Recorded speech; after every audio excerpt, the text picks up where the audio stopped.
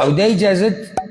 رسول صلی الله علیه وسلم بیان کړی د په حدیثونو کې. نو الله چې د یو کار اجازت ورکړي ما ورته اورنۍ مسله به یاده کړو، ما ورته په هغې اعتراض نشو کولی. او د ضد او د عناد د لاسه اعتراض کول یا د نه خوښې د لاسه دا کفر دی. ما ورته یو سوال کولی شو خو د ځان د پوه کولو دپاره چې دې کې حکمت څه دی. دا اوس یو بل سوال دی. دې سوال کې او په اولني سوال کې فرق دی. دلته دا سړی ځان پوه کوي، صحیح دی جي،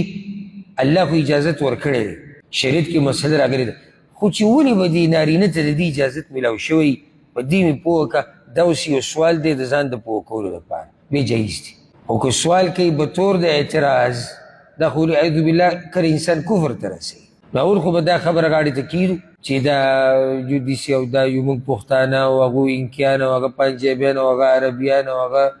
انګریزان، دا ټولې خبرې غاړې ته کیږي. رب العالمین مخلوق دی، دا د هغه مخلوق دی د رب العالمین، او دا دین د هغه دین دی، او دا هر څه د هغه دي، او د هغه نه څوک تپوس نشي کولی چې ولې. لا یسألو عما یفعل، الله نه څوک تپوس نشي کولی چې ته ولې دا کار کوې. اوس زه درته حکمت بیانومه او غوږ به ورته کېږي. دا مسله په توجه سره اورېده پکار دي د ټولو دپاره، د نارینهو او د زنانو دپاره. اولنۍ خبره خو دا یاده ساتئ چې رب العالمین یو نوم دی الحکیم. او حکیم څه مطلب دی؟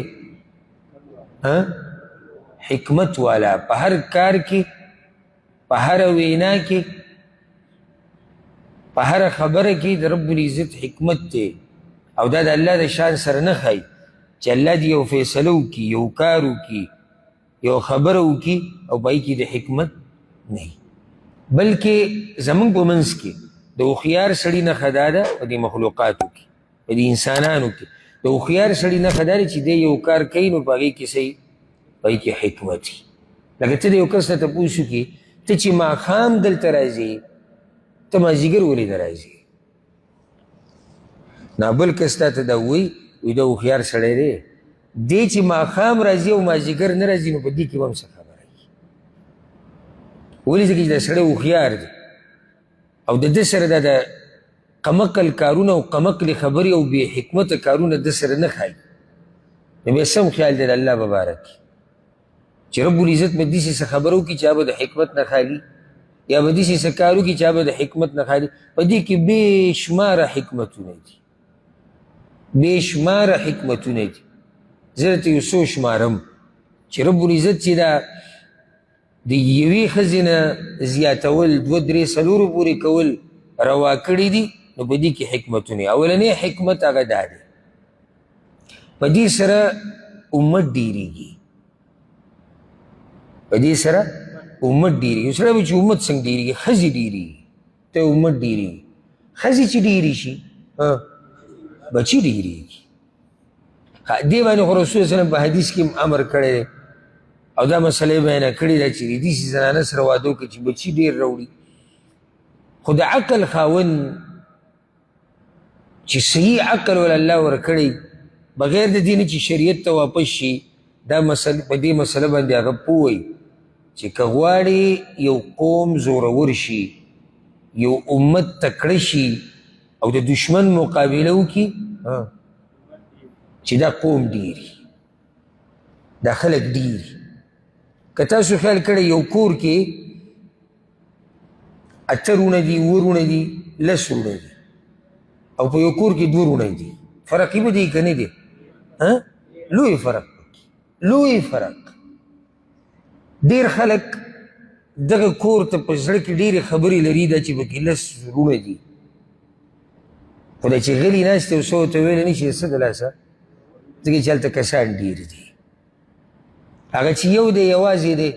او هغه 2 دي، هغه 3 دي، هغوی باندې حمله هم کوي، هغوی ته خبره هم کوي، د هغوی سره جرګې هم کوي، د هغوی سره قصې هم کوي. ده ته پته وي دا ډېر نه دي، دا لږ دي، زموږ د زور لاندې دي. د یو قوم د زورور کېدو طریقه یو دا ده چې دی زورور شي او دی مخکې لاړ شي، هغه ده چې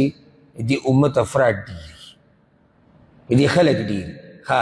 صرف زور نه، اقتصادي حالات ته برابرول غواړي. اقتصادي حالات کله برابریږي د یو امت، د یو ملک، د یو قوم؟ چې کله په دې کې کارکوونکي ډېري هغه لاسونه چې مزدوري کوي هغه لاسونه چې کار کوي چې هغه صحیح هغه ډېري نو دا ملک به صحیح اقتصادي به دی صحیح دی به کامیابي دی به مخکې ځي لکه مثال والا نن سبا چای نه باره کې موږ ډېر بحث کوو چې هر څه دوی جوړې او هر څه داسې کوي او دا مخکې لاړ د هغې یو وجه دا ده چې د هغوی سره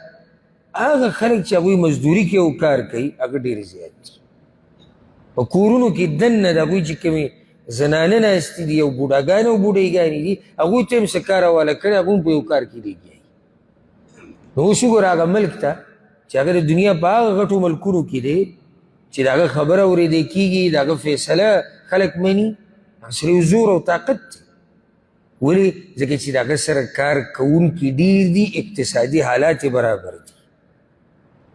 په دې کې حکمت یو دا دی چې دې امت کې نارینه زنانه ډېرې کوي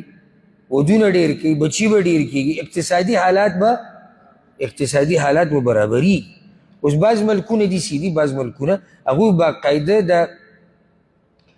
اډر کړی دی د خپلو خلکو ته چې بچي ډېر راوړئ هغوی غواړي چې زموږ دا ملک ترقي وکړي نو بچي ډېر راوړئ نو چې بچي ډېر راوړي ملک به څه ترقي وکړي د هغوی سوچ دغه طرف ته دی دا کومه خبره چې ما تاسو ته وکړه ښه دویم مسله یا دویم حکمت دا خو واضحه ده او کومه سروې چې شوې ده او احصایات چې کوم معلوم شوي دي او کوم څه چې موږ په خپلو سترګو لیدلي دي هغه دا دي چې د زنانو شمار د نارینهو نه ډېر دی که چېرته هر سړی یوه ښځه وکړي که نه نو ډېرې زنانه به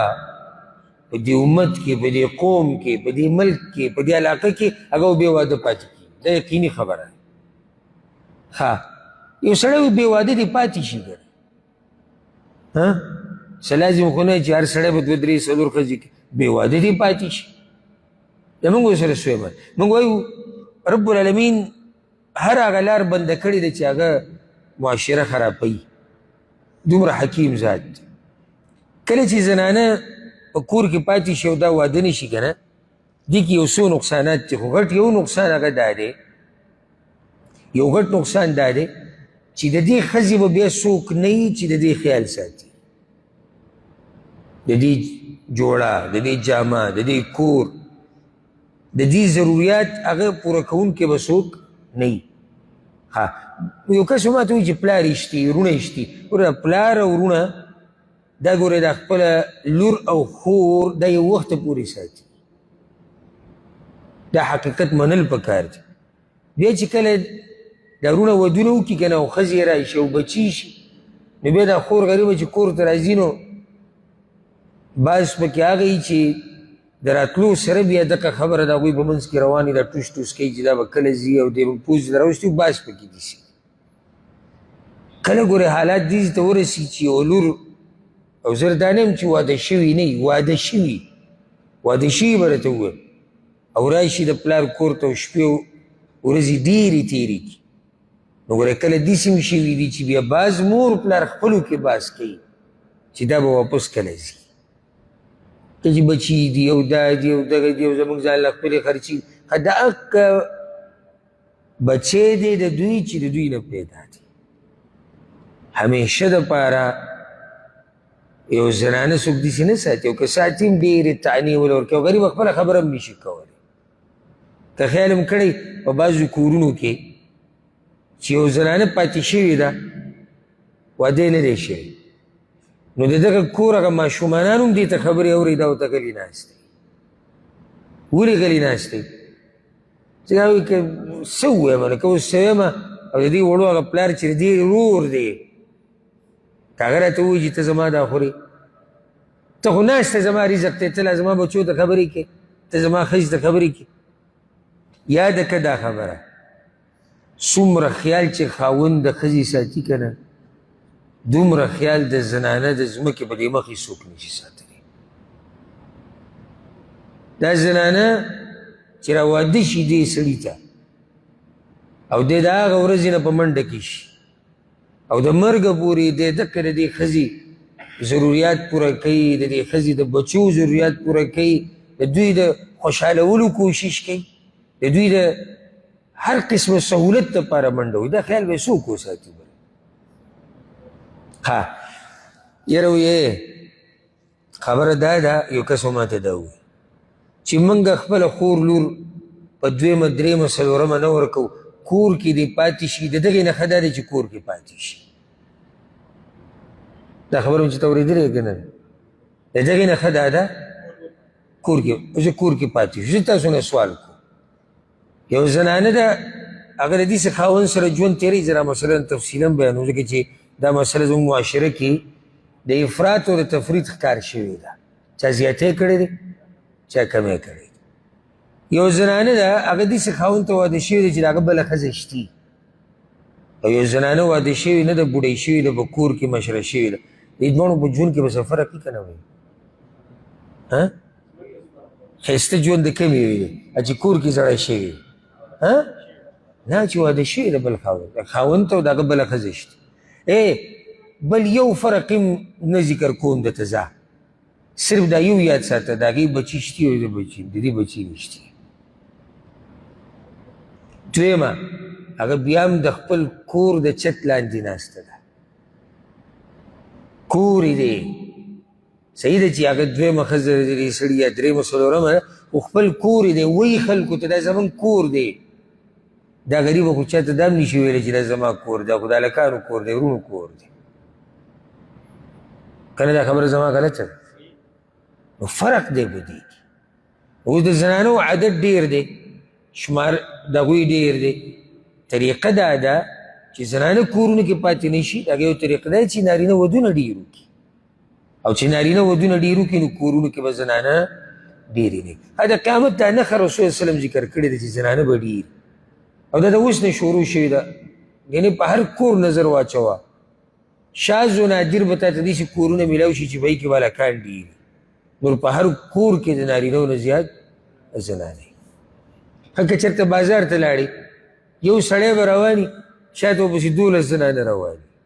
په 12 کې د ده ښځه ده، د ده مور ده، د ده خویندې دي، ترورې ده او پلانې بلا یو قوم ورسره روان، او مخې ته سړی یو روان دی. ابدین هم ډېرېږي. که چېرته صرف خبره دغه شي چې یو زنانه کوو بس،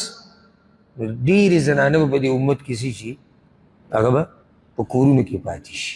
دویم نقصان یې څه دی؟ بل نقصان، یو زنانه په کور کې پاتې شوه،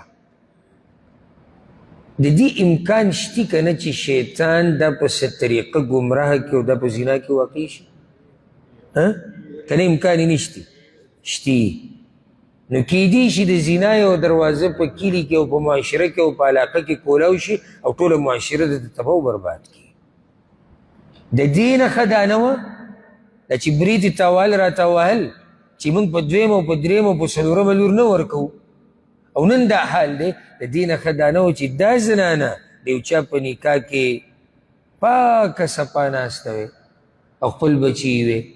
او خپل کور یې وې او خپل ایمان یې برابر وی، اسلام ته خیر وی، دا چې ښه نه وه. بله مسله دا یاده کړئ، سړی چې دی په ده باندې سختې ډېرې راځي، په ده باندې حادثې هغه ډېرې راځي. لکه کله سړی په جنګ کې مړ شي، کله سړی په اکسیډنټ کې مړ شي، کله په مزدورۍ کې، کله په مزدورۍ کې مړ شي، په جنګونو کې مري. لکه دا دویم عالمي جنګ چې کوم شی و، که تاسو د هغې تاریخ مطالعه کوئ، د دې جرمني چې ورته ویلی کېږي، د دوی دومره سړي پکې مړه شوي دي که نه، دومره سړي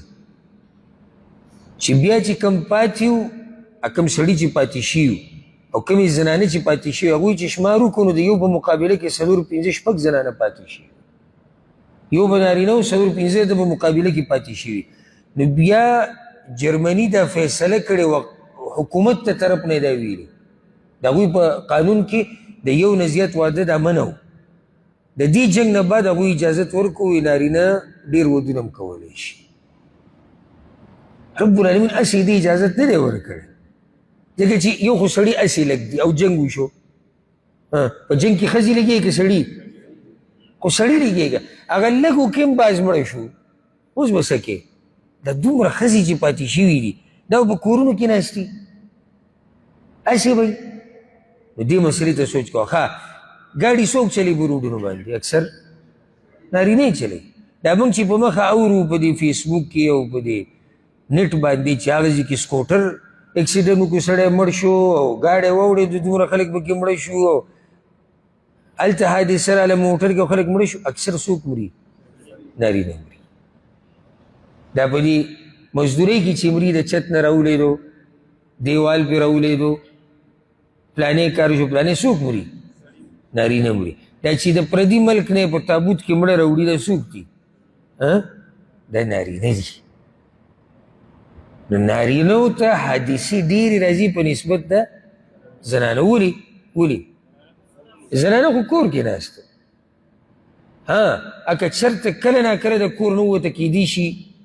یو حادثه د هغې په تقدیر کې لیکلی شي او راله خو نور اکثر هغوی ته حادثې داسې نه راشي لکه څنګه چې نارینه ته راشي مري ډېر نارینه زنانه ډېرې نه مري د زنانو ګورې داسې نه چې زنانه پرې خفه شي خو د زنانو عمر اکثر صحیح هغه ډېري په ډېرو کورونو کې به ته بوډېګانې وینې او په ډېرو کورونو کې به ته بوډاګان وینې او دا ښځې او په دې نټ باندې هم چې سړی چې نټ کولاوي یو پلاني زوی مړله د پلاني ورور مړله د پلاني تره مړله د پلاني ښځو خبر چېرته یې نږدې وکړه خو ما ته یاد هم نه دي په دې کې هم د الله حکمت دی ښه عمرونه هم ډېر دي او بیا سړی کې هم نه چې په دویمه په درېیمه په څلورمه نه ورکوي دوی سره به څه کې فتنه ته نه جوړی فساد ته جوړی کې د الله په هر څه کې حکمت بله مسله الله اکبر شریعت وایي چې د زینا دروازه بنده شي سړی ما ته وایي چې دا حکمت د دې سره څه تعلق دی ګوره یو سړی دی هغه دا وایي چې زما رشته زما تعلق د یوې نه د زیاتو سره وی لکه واده کړی دی خپله ښځه اشتي او داسې ګورې پکې اشتي چې دا ښځه یې خپله خوښه نه ده نشته پکې دې څوک ښځه یې نه ده خوښه یا خو د دوی منځ کې څه مسله ده یا بس د ده هسې نه ده خوښه یا د ده شهوت دی رغبت دی موږ ورته وایو نروا زمونږ په معاشره کې خو ته نشي کولی دویم واده او کله ورته دا مشران ووایو څو پورې چې زه ژوندی یم د دې جنۍ سره به دا ظلم نه کې ټکي ته ګوره د دې جنۍ سره به دا ظلم نه کې خو مجبوره دی او زما دې جنۍ سره نه لګي نه مې دا خوښه یا خوښه کېدم خو زما رغبت دی مشران ورته وایي دا ظلم به نه کې اوس به دې څه کوي تاسو څه خیال دی حرامو پسې به ګرځي دی به ګرځي اوس ځان له یو بله سلاره به لټوي واضح دی چې هغه به ناروا لارې روا لارې نه خو موږ بند کړو نو دی به د نورو جنکو سره د نورو زنانو سره رابطې جوړوي شریعت دا لار بندول غواړي یو سړی وي زما زړه دویمه وکړه بله درېیمه وکړه څلورمه وکړه خو تا ته شریعت وایي زنا مه کوه په دې دلاسې شریعت د زنا لار هغه بالکل بنده کړې ده بله مسله ورسره هسې دا یو سوال په شکل کې به دا حکمتونه ذکر کړو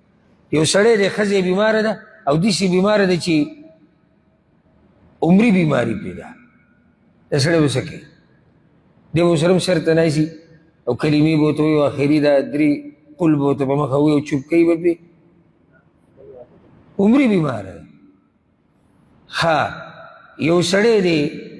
د هغه او د ښځې ژوند نه تېرېږي په منځ کې سلار نه راوځي دی به څه کوي یو سړی د هغه ښځه بد اخلاقه ده خبره وله نه اوري بې ادبه ده بدتمیزه ده دی به څه کوي یو سړی دی د هغه طاقت ډېر دی هغه غواړي چې د هغه ښځه د یوې نه زیاتې دوو نه زیاتې درېو نه زیاتې دی به څه کوي زنانه باندې الله رب العزت پیدا کړي دي سره چې بای باندې بعض ورځې راځي د بیمارۍ په میاشت کې دا سړی څه کوي یا یو زنانه د ماشومې پیدا شو هغې د بیمارۍ ورځې دي کمزوري ده دا سړی به څه کوي دا زنانه لاړه د پلار کره وایي زه ځم پلار کره یو څو ورځې به پلار کره تېر کړم کله ورځې ډېرې شي دا سړی څه کوي دې ټولو به موږ څه جواب کوو نو دا هغه حکمتونه دي چې رب العالمین په دې کې اچولي یو حکمت دا دې سره رښتې ډېرېږي دې سره رښتې ډېرېږي د دې کور سره ستا رشته وه ځکه چې د دوی لور یا خور تا کړی اوس د بل خاندان سره دوی هم رشته شو د هغوی ستا سره رشته شو بیا د بل سره بیا د بل سره او په دې ټولو کې الله رب العزت عدل او انصاف شرط یې ښودی اما چې تاسو ته وکړي چې افراط او تفریط هغه دا دی بعض خلک صرف دغه خبره کوه وایي دوه درې ښځې څلور کوه او بیا ظلم کوي او زه ډېره د افسوس سره دا خبره کوم زموږ د پښتنو معاشره یادوم زموږ په معاشره کې د دوه درې ودونه څلور کول ولې بدنام دي یو خو د کم علمۍ د لاسه دویمه ګوره دویمه اهمه نقطه ده زموږ په معاشره کې داسې چېرته د شمار که کس نیمي چې هغوی موږ چاته په مثال کې وښایي چې وګوره څنګه عدل او انصاف کوي داسې ډېر لږ دي د هغې د لاسه قصه بدنامه شوې ده که ته وایې دویم واده پلاني ته وګوره که نه عالم به درته وښایي ملا به درته وښایي هغه ظلم کوي ته ورته یې نه زه دویم واده کوم هغه ته وګوره که نه څنګه دي نو سړی اوس دا سر چولۍ را چولۍ نظر چولۍ را چولۍ چې څوک په مثال کې بیان کړم چې وګوره هغه هم دی که نه ته وګوره څنګه انصاف کوي کور یې څومره ښایسته دی څومره په خوشحالۍ هغوی ژوند تېروي نو بعضو صرف ذهن کې ده چې واده کوه خو صبر رب العالمین ویلي دي که عدل کولی شي فإن خفتم ألا تعدلوا فواحده الله وی که یریږي چې عدل ونه کړي چې ارمانه خو عدل نه کېږي او کېدای شي ظلم وکړم نو بیا یو پوره ده ها استطاعت چې دی که دا په دوه قسمه وي عدل دا په دوه قسمه دي یا طاقت په دوه قسمه دي ته به طاقت بدني لري او ته به طاقت مادي او مالی لري لکه یو سړی دی بدني برابر دی دویمه ښځه کولی شي درېیمه کولی شي خو څه دي د دې غټه مسله ده د دې یا بدني طاقت ته اکثرو نارینه وي مسله دا ده دا چې راسره نه وي که نه نو ته یو ښځه هم نشي ساتلی او لا ځان به ګرم ګرم کي موږ بس پیژنو په ګرمه کې کار کړی دی اوس در په در داسې دا خو داسې نه ده چې ښځه راغله او تا سره شپه تېره کړه او خلک ووپلوني دوه او دی برید داسې تا وایي راته وایي او جي موږ جي دوه کړي دي او موږ جي درې کړي د دوونه شاته قصه څه ده د هغه بچو تربیت ته څنګه روان دی ستا د نظر لاندې نه نه هغه دوه هلته دي او هغه درې هلته دي او هغه یو تښتېدلی دی او هغه یو خفه شوی دی او هغه یو داسې شوی دی بل دا ته څه کوې ها ښځې چې دی جوړی نشتي جامې نشتي سوال کوي یا یو بیماره ده اسپتال سے ترتیب نه جوړ تا ته خو شریعت دا نه وویلي کله د انسان سره مالی طاقت وي بدني نه وي دویم درېیم څلورم واده شوق یې دی او بوډا دی یا بیمار دی کمزوری دی یا نه جي موږ سره خو مال ډېر خبره صرف د مال خو نه ده که نه د دې زنانه سره ضرورت به هم پوره کول غواړي او دې کې نقصان صحیح دې کې نقصان دی چې د فتنې او د زنا دروازه کولاویږي صرف خبره د پیسو هم نه ده نو ته به څه ته ګورې مال ته به هم ګورې بدن ته به هم ګورې چې او زما وس شتي نو بیا پې ورځه دوه درې څلور ورځې پې ها که څوک تا ته دا وایي دا یو مسله ده ښه ډېره اهمه چې نه جي چا چې دوه ودونه کړي دي ته لاړ شي د هغه کورونو حال وینه او هغه کور کې جګړې دي سي او هغه کور کې دي سي او هغه کور کې دي سي د دې جګړو نه ځان ډمه کا او دا دویمې درېیمې څلورمې نه ځان غلی کا دا ګوره اکثر وایي خیر دی که نه وایي ته خو دویم کې خو بیا به د اختلافاتو ته ټینګ شي او د جګړو ته به ټینګ شي او که زه تا ته داسې ووایم چې ته خو واده کې هغه اولنی درته ویل ته خو واده کې او که دا ښځه بد اخلاقه وه او دا جګړې وي او دا جنګونه بیا به څه کوي او دا یو ولې نه کوي راشي درته وښیم چې د یو کس نه ټول قام او نسب یې په سر راغستی ټول قام او نسب ټول کلی او علاقه یې په سر راغستی یوه او داسې درته وښیم چې دوه درې څلور دي کور کې بالکل سکون دی راحت ده خوشحالي ده نو دا خبره لرې که او بله ستا څه خیال دی د بعضو دا خیالي چې زه به دوه ښځې وکړم او درې او څلور او دوی به ټول عمر د خویندو په شان ژوند تېروي او چې ما یینې راینې جو بس هر یو به ما ته خاندي را خاندي او زما خدمت به کوي ګوره اگر اردو کی متل لے وہ کچھ پانے کے لیے کچھ کھونا پڑتا ہے د ستر لاسه کولو لپاره به څه نه څه خو پرېږدي که نه ته دوه ښځې جمع کې درې او څلور او معمولي جګړه پکې نه برداشت کوې چې دوه خویندې په کور کې اوسېږي یو ځای چې واده شوي نه او خویندې اوسي دا خویندې جګړه کوي که نه کوي دوه وروڼه کوي جګړې که نه ښځه او خاوند جګړه کوي مور او پلار د بچو سره جګړې کوي چې دوه زنانه دي او بیا هغوی ته بنې ویلی کېږي کله نه کله خو به دوی خبرې اړی راړی نو ته به لږه څه کوې بیا ګزاره به کوې که نه ډایرکټ به طلاق کوې ګزاره به کوې ځکه چې هلته ستا هم سوچ څه دی هدف تا ډېر اوچت هدف دپاره به بیا لږ سخت هم برداشت کړي زه غواړم چې یو وایي زه غواړم چې زما تنخواه 1000 روپۍ بل وایي زه غواړم چې زما تنخواه 10,000 وي اوس تاسو څه وایي دا 10,000 والا به څه کوي دی به لږه سخته تېروي نو که ته دې ته پروت یي چې زه به دویم او درېیم او څلورمه به دې شرط کوم چې کور به دقې شانې لکه څنګه چې بګې دا یووي نو بیا الله دې دا ارمان بیا په جنتونو کې پوره کړي هلته جنت کې بیا ګورو که ته دې ته پروت نو دا څوک چې دا شبهه پیش کوي دا کمزوري شبهه ده الحمدلله داسې قسمه اختلافات دا عارضي او دا د زنانو فطرت دی د رسول صلی په کور کې هم د هغه بیبیانو خبرې اړولي دا پکې راځي اخرنۍ خبره هغه دا ده که څوک دا ووایي چې ستا دا خبرې ډېرې ښه وي دا صحیح ده شریعت بیا د ښځې له ولې دا حق نه دی ورکړی چې دا ډېر خاوندان وکړي ته چې دا وایي چې سړی دیسې او سړی دیسې او سړی دیسې ځکه ورته الله ویلي نو دا ښځې هم بیا ډېر خاوندان کوي او د ډېر احترام سره وایم که د چا په زړه کې دا سوال راځي یا څوک یې کول غواړي یا څوک یې کوي نو د علم ډېر کم دی دګي دا سوال زه یم چې هوښیار ماشوم وي هغه به یې هم ونه کړي هغه به یې هم ونه کړي ولې نارینه ما تاسو ته هغه حکمت